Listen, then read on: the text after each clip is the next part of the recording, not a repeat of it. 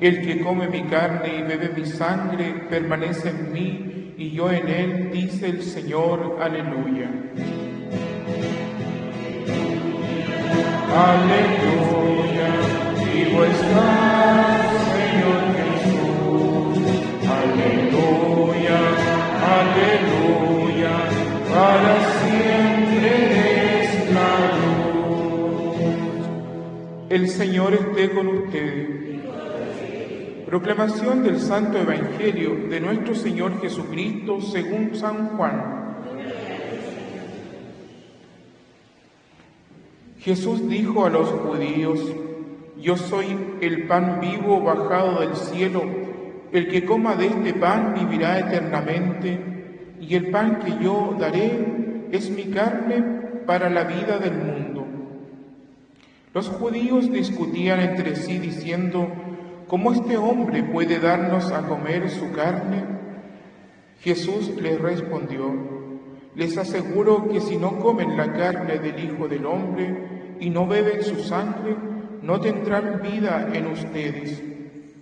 El que come mi carne y bebe mi sangre tiene vida eterna, y yo lo resucitaré en el último día. Porque mi carne es la verdadera comida y mi sangre la verdadera bebida. El que come mi carne y bebe mi sangre permanece en mí y yo en él. Así como yo, que he sido enviado por el Padre que tiene vida, vivo por el Padre, de la misma manera el que me come vivirá por mí. Este es el pan bajado del cielo, no como el que comieron sus padres y murieron. El que coma de este pan vivirá eternamente. Jesús enseñaba todo esto en la sinagoga de Cafarnaúm. Palabra del Señor.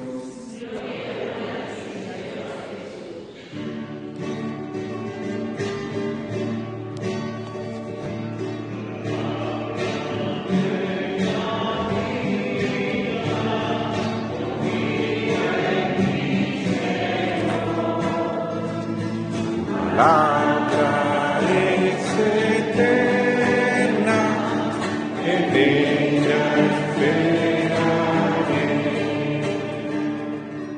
Tomen asiento.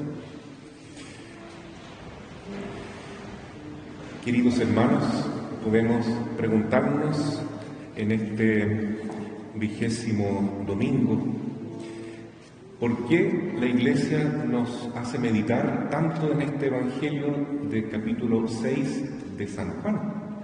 Porque ya llevamos 3 domingos leyendo este Evangelio y el próximo continuaremos leyendo. El tema es que es muy importante para nosotros, los cristianos, comprender y amar la Eucaristía, porque en eso se resume el capítulo 6 de San Juan. ¿En qué consiste la Eucaristía? Cuando uno dice voy a la misa, sabemos que la misa tiene varias partes. Primero comenzamos con un acto penitencial.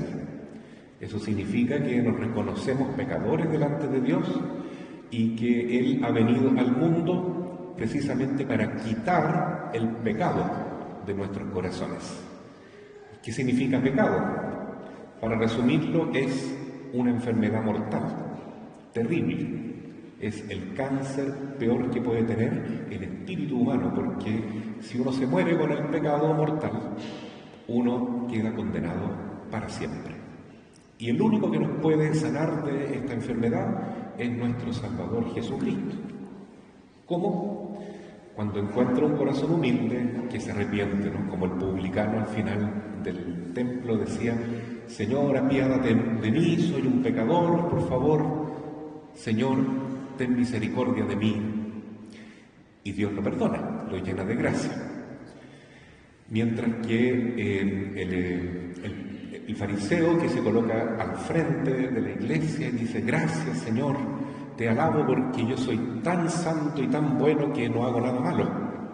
Y a pesar de que es una persona buena de verdad, que hace mortificación, ayuno, limosna, reza todo el día, vive en pecado mortal igual.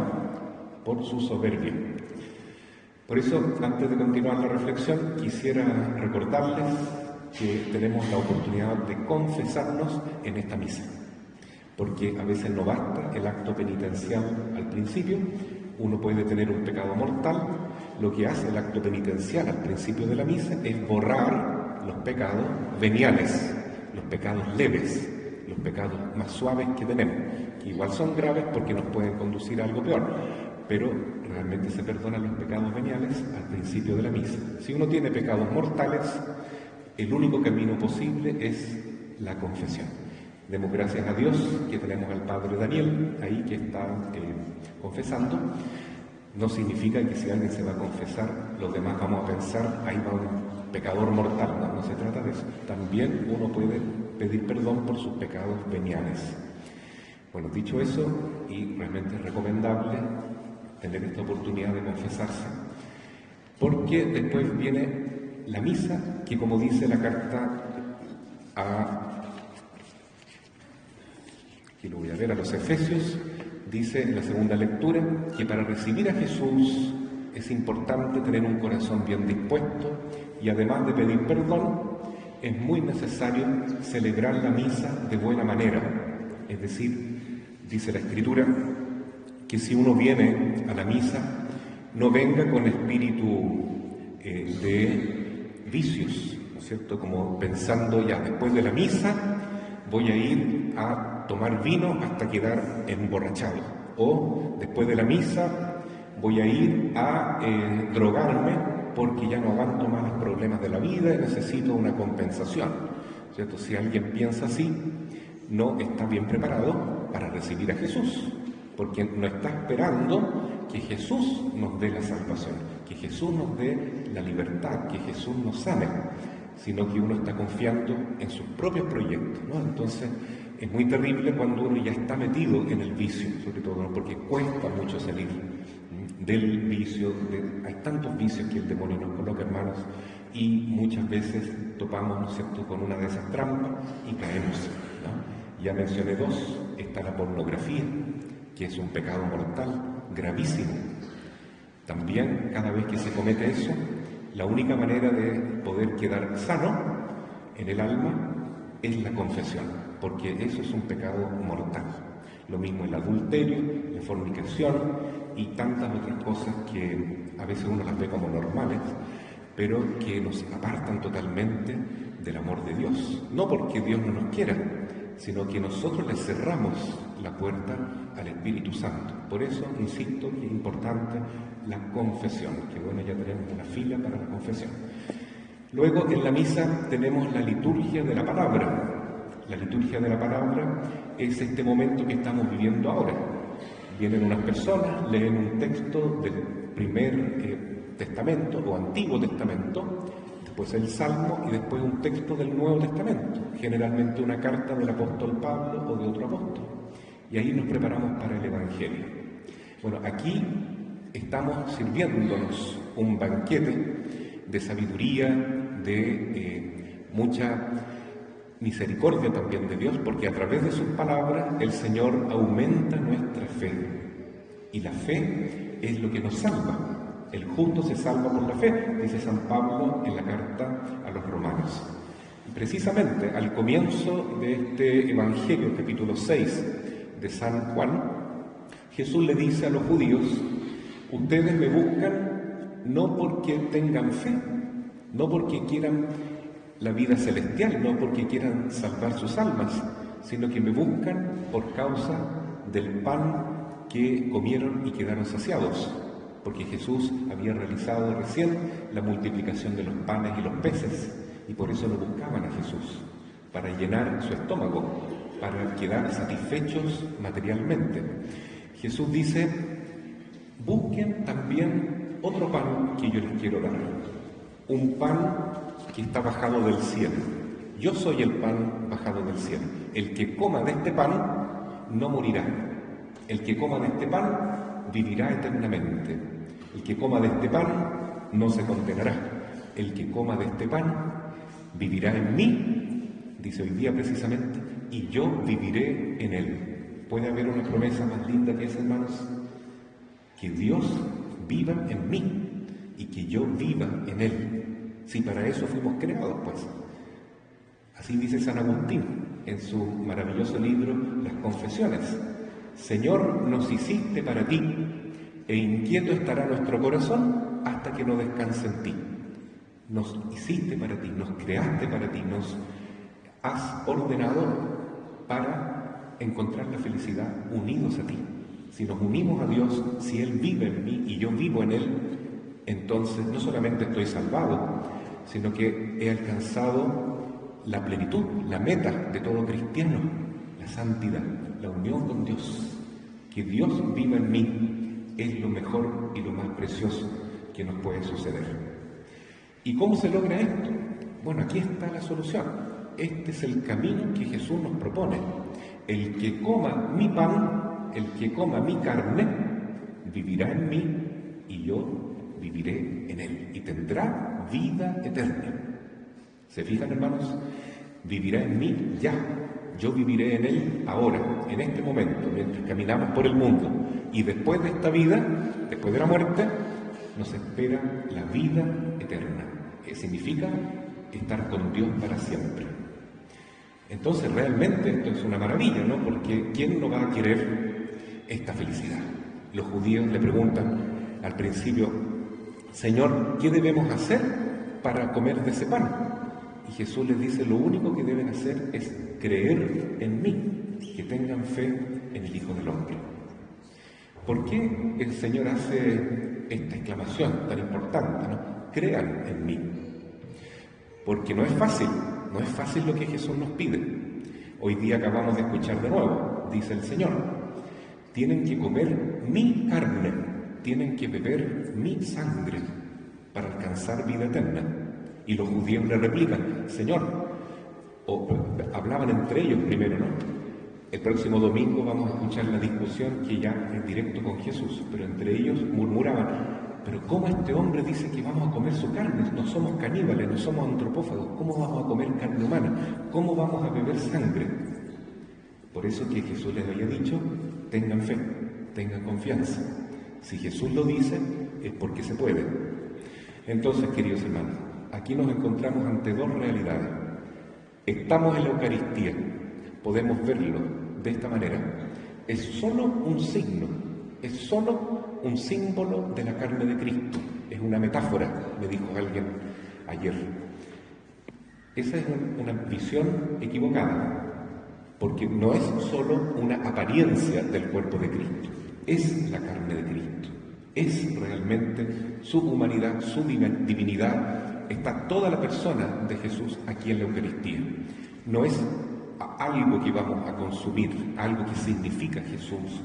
Es infinitamente más que eso. Es una persona, es alguien que entra en mi vida a través de la Eucaristía. ¿Se fijan? Uno necesita fe para comprender y para aceptar esa realidad. Lo otro es decir, bueno, aquí está realmente la carne de Cristo, está realmente su sangre, pero yo no lo veo, no lo puedo comprender. Por supuesto que no lo puedo comprender, pero lo puedo aceptar por amor, por confianza, simplemente abandonándonos en este gran acto de amor que Jesús nos hace, ¿no? Porque la Eucaristía no es otra cosa que la mejor prueba de amor que nos puede dar Dios. Es realmente un signo de cómo nos ama. Él nos entrega su corazón, pero literalmente no es como el corazoncito que se coloca en las redes sociales, ¿no? Sino que esto es verdaderamente el corazón de Jesús. Por eso hoy día dice la palabra: ojalá lo memoricemos y lo creamos. Felices los que creen sin ver. Mi carne es verdadera comida, mi sangre es verdadera bebida. Estamos realmente ante un milagro. En cada Eucaristía, Jesús verdaderamente está en el altar y se nos entrega como verdadera comida, no una aparente comida, no solo una representación de lo que ocurrió hace 2000 años, sino que Jesús verdaderamente está aquí. Jesús realmente está celebrando con nosotros y nos está entregando su corazón.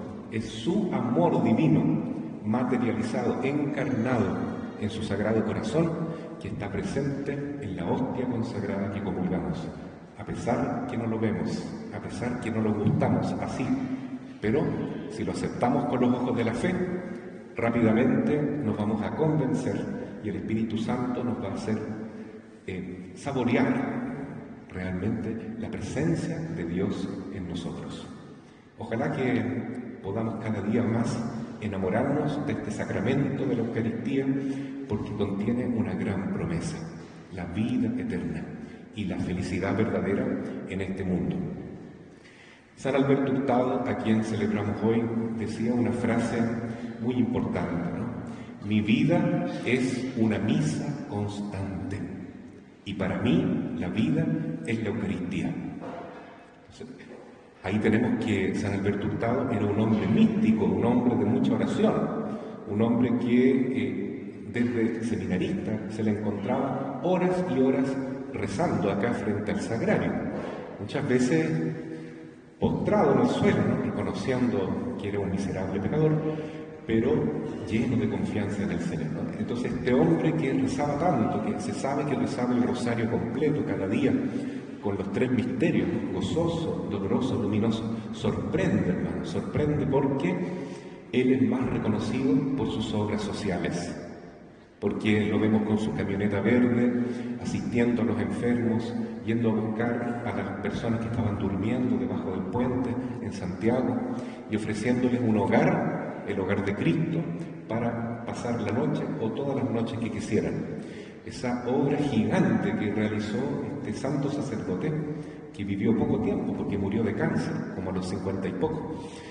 Sin embargo, es una obra que es consecuencia de su gran amor a la misa, a la Eucaristía. Entonces, la solidaridad que hoy celebramos, el kilito de alimento que estamos trayendo en la canasta para ayudar a los abuelitos del hogar de ancianos, es en el fondo una consecuencia, un fruto de nuestro amor a Cristo. Y así lo decía el Padre Hurtado, ¿no?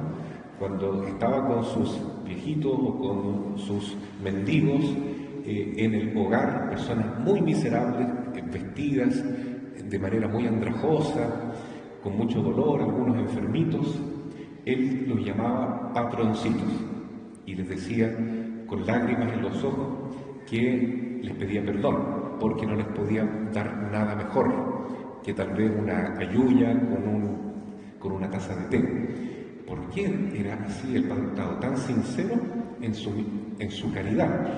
Porque él veía a Jesús en el pobre. Para él no estaba delante de un mendigo, no estaba delante de una persona en situación de calle, como decimos hoy, sino que él estaba con Jesús. Y para eso, hermanos, también hay que tener fe, mucha fe. Así es que tenemos 3 situaciones para vivir la fe en el mes de la solidaridad. Primero, reconocer a Jesús en los hermanos que sufren. Segundo, reconocer a Jesús en la Eucaristía, porque el primer acto de caridad que necesitamos hacer es con nuestra propia alma y con nuestros seres queridos. ¿Qué es más importante? ¿Solucionar el problema de salud, el problema de hambre de ahora, o solucionar que vamos a tener vida eterna, salvación eterna? Sin duda, el mejor bien que podemos darle a nuestra alma y a nuestros seres queridos es que se salven, que cuando se mueran estén con Dios para siempre. Y tercera actitud de fe, que tal vez es la más difícil, es reconocer que Jesús está presente en el sacerdote. Porque verdaderamente, cuando un sacerdote toma la hostia, el pancito, y dice, esto es mi cuerpo, ya no es más el Padrecito tanto, el Padre cuanto que conocemos, sino que es Jesús mismo que está actuando en la persona de ese sacerdote. Y eso sí que realmente cuesta creerlo, porque uno sabe lo débil, lo limitado que es la persona que está siendo sacerdote en ese momento, ¿no? Pero sin embargo es así. Tan cercano se hace el Señor a nosotros, que se nos manifiesta de tantas maneras. Por su palabra, en la Eucaristía, en los ministros ordenados de la Iglesia, y en especial estamos pensando hoy en los hermanos que más sufren. Les animo entonces para que continuemos nuestra campaña de solidaridad y expresar así nuestro amor a Jesús, que un día nos va a decir eso, esa exclamación que esperamos todos escuchar algún día. Ven, bendito de mi Padre, a participar del reino que fue preparado para ti desde la eternidad, porque tuve hambre y me diste de comer, etc. Me viste en el más pobre. Y para terminar, quisiera reconocer que nuestra Madre María es la persona más santa que mejor cumplió lo que dice hoy día la palabra: el que está conmigo, el que me come. La Virgen también comulgó, pero mucho más todavía, ella realmente hizo la voluntad de Dios hasta el punto de convertirse en la Madre de Dios. Entonces nadie como ella puede decir: Jesús vive en mí y yo vivo en Él. Ella es nuestro modelo, nuestra Madre que nos acompaña aquí en esta imagen peregrina desde Medjugorje, que viene desde Europa, visitando nuestra parroquia y muchas parroquias de Chile. Nos invita justamente a vivir la Eucaristía como el momento más importante de nuestra vida. ¿Ya? De hecho, ella se aparece todavía a algunos videntes todos los días y siempre dice lo mismo: si alguna vez tienen que elegir entre estar conmigo e ir a la misa, es mucho mejor que vayan a misa, porque ahí van a estar con Jesús. Y lo que yo quiero es que ustedes se acerquen a mi Hijo, que estén con Jesús. Eso hace la Madre con nosotros. Sabe que lo mejor que nos puede suceder es encontrarnos con el Señor y recibirlo dignamente en gracia de Dios, para que Él viva en mí y yo viva en Él, como ella lo ha podido experimentar, y hoy la celebramos como la Reina del cielo y la tierra, de todo lo creado. Así la vamos a celebrar el 22 de agosto, próximo jueves, Reina y Soberana de todo el universo junto a Jesús. Quinto misterio glorioso. ¿Por qué? Porque ella supo entregarle todo su corazón a Jesús y recibir de Jesús su sagrado corazón y vivir el uno en el otro. Yo vivo en Él y Él vive en mí. Ese es el plan del Señor también con cada uno de nosotros.